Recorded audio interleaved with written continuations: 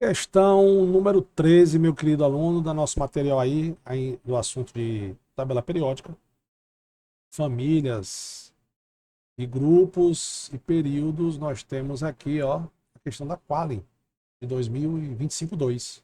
Fala o seguinte: pesquisadores que estudam elementos superpesados sintetizados artificialmente em aceleradores de partículas precisam prever suas propriedades antes mesmo de conseguirem a quantidade significativa para o análise experimental. Para isso, utilizam modelos baseados na organização periódica da tabela periódica e nas tendências observadas ao longo do grupo e do período da tabela periódica.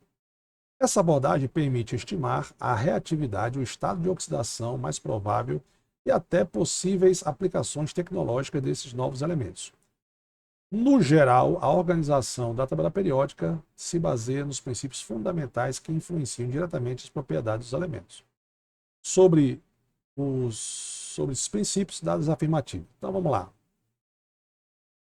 Vamos ver o que está certo e o que está errado. Primeiro, a posição dos elementos na tabela periódica, que é a posição dos elementos, é determinada pelo seu número atômico, ou seja, Z. Até agora, correto, tá? O número atômico é o que determina a sequência do cara na tabela periódica. Vamos lembrar que é o seguinte: eu tenho uma tabela periódica, certo? A tabela periódica ela foi organizada em ordem crescente de número atômico. Quem fez isso foi Moseley, certo? Foi o primeiro cara a fazer isso aqui. Então, o primeiro cara aqui, que é o hidrogênio, tem número atômico 1, depois tem o hélio 2.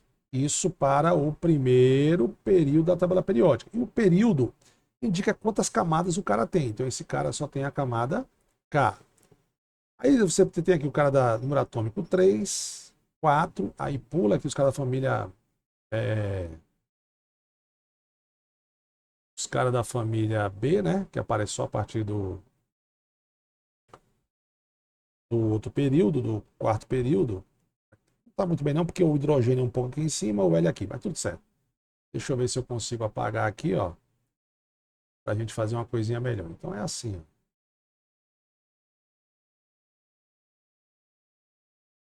Beleza? Só pra gente visualizar aqui rapidão. Então, você tem aqui 3, 4, aí vem para cá 5, 6, 7, 8, 9, 10. Beleza? Aí vem para volta para o início, 11, 12. Então ele foi colocado em ordem crescente.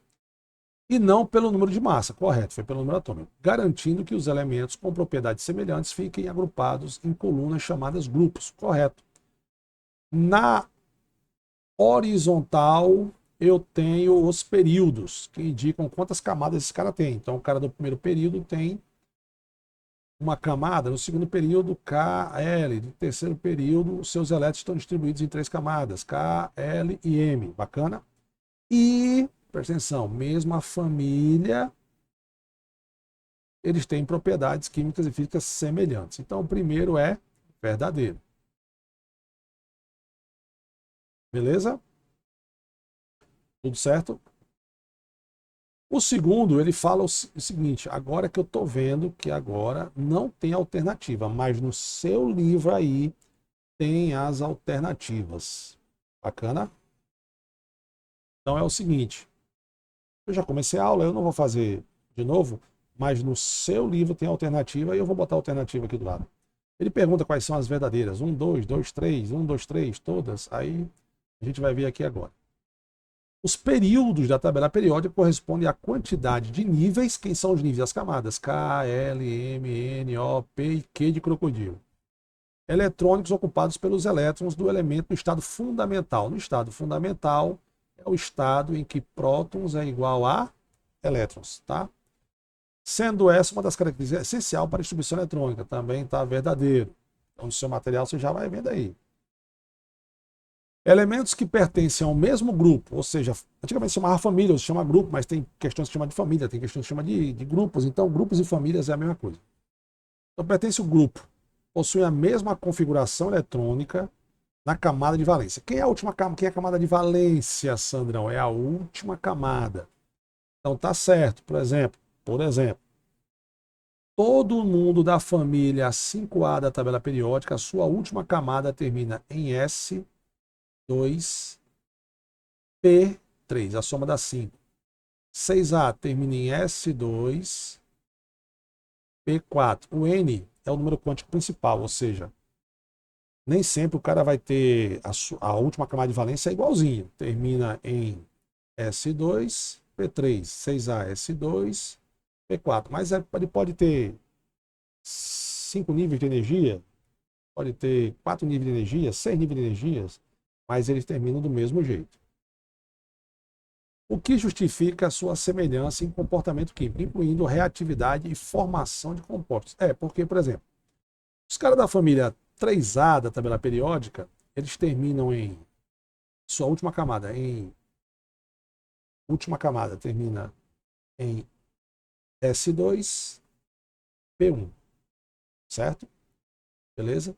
Esses caras da família 3A, eles, se for o boro, por exemplo, tende a ganhar 3 elétrons, e os outros tendem a perder 3 elétrons. Na família 2A, por exemplo, a galera da família 2A, todos terminam em subnível S2 e todos tendem a doar elétrons, beleza? Então o terceiro também está verdadeiro. A disposição periódica dos elementos não segue um padrão fixo. Podendo variar conforme as propriedades químicas. Não, está falso esse aqui. Então os corretos é 1, 2, 3. E no seu livro ele está mais ou menos assim, ó. O seu livro está assim, ó. Então voltei aqui, né? Fui lá, peguei as questões, botei aqui as alternativas, né? E aí ele pergunta aqui, ó.